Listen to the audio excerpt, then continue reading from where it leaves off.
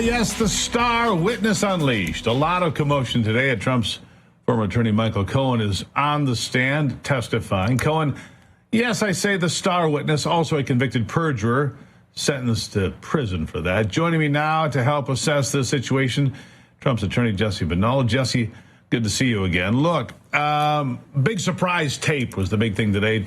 Donald Trump having some conversation that was recorded without his knowledge by, we're told, Michael Cohen. You've heard the tape. You know what it says. They're talking about money being paid and different things. Does it change anything? It doesn't change anything. You know, first of all, they would have gladly not put Michael Cohen on the stand if that tape actually did show what they wanted to show, that, you know, Donald Trump is the one that instructed these payments to be made. But it doesn't show that. And what we instead have is Michael Cohen adding flavor to what this tape shows, and adding flavor to information that the other witnesses have said. But the one thing we know about Michael Cohen is the flavor that he adds is perjury. You know, in the past, he's somebody who has, as you've pointed out, already been convicted of perjury. He's lied in court. He's lied to Congress. He's somebody whose word means absolutely nothing. And he's somebody who absolutely wants to get Donald Trump. And so he'll say, you know, up there, whatever he possibly can if it's something that can hurt President Trump. The prosecutors know this, and they're putting him on because that happens to be their goal as well. This is a case. This is all about politics. It's all about interfering in this in the 2024 presidential election. And so they're going to put Michael Cohen up there for just as long as they can in order to take President Trump off the campaign trail and try to hurt him politically. And that's their goal. Yeah, so no question. And so here's the thing. Last week, Stormy Daniels was there. She was the star witness last week. She bombed, by all accounts, even from those on the left side of the media world. Not impressed with Stormy Daniels, trying to drop, you know, lame jokes and trying to humor, and it didn't work, went over like a lead balloon. You've got a guy who people know has been in and out of prison, who said Trump didn't do any of these things, now says that he did. You know, what? How can you even have this as your star witness? This is not somebody that would be on your witness list at all. And this is the person, the whole crux of your case is based on this guy? Really? Yeah, that's right. That's right. He's somebody who's admitted that when Trump got elected, he thought he should be the attorney general or the White House chief of staff, which is actually laughable that he thinks he's qualified for those jobs. Then he didn't get those, and it severely disappointed him. And then he, you know, talked about how mad he got that President Trump didn't pardon him, and that's important because that gives him the motivation to get up in court now and try to get his revenge and try to lie.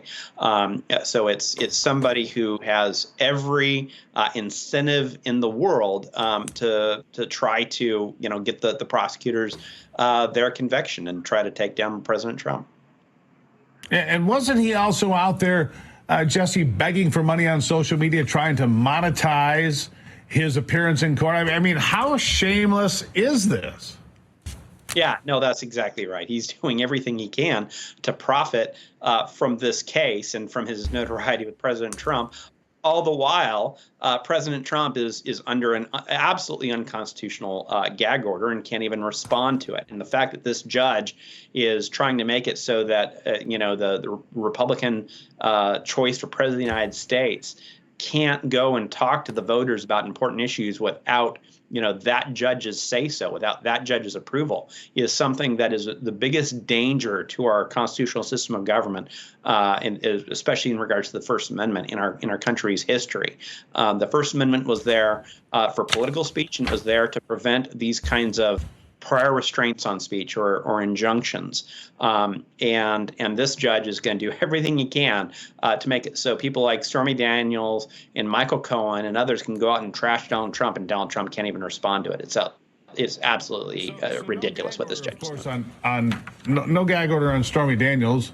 Yep. Or Michael Cohen. I mean, Cooley Law School has to be proud of their star graduate here. Of course, he's defrocked now. He's not really an attorney anymore, is he? Cooley Law School, you guys must be proud today. All right.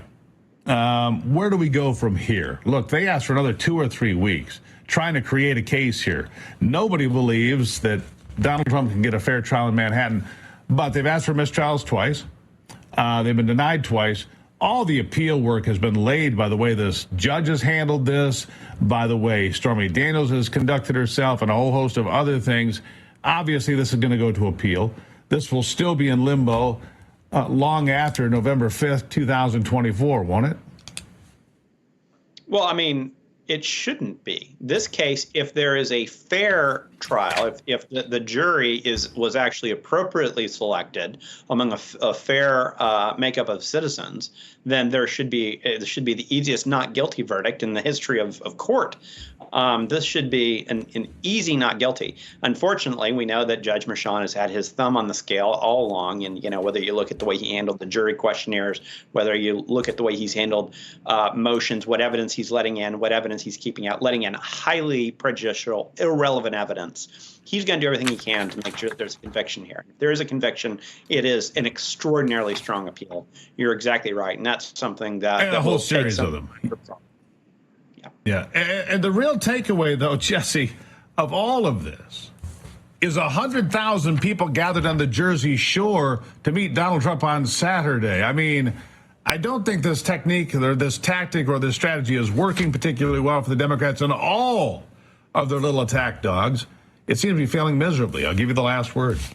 Yeah, you're absolutely right. The American people are seeing right through this. They know right now that they're coming after President Trump because of the fact that they are afraid of him. They're afraid of that he's going to bring America back to the power of the people. And it's also true that right now Republicans are, I think, more unified than we've seen this party in years or decades, because we know right now that they're not going to stop. This lawfare isn't going to stop at President Trump.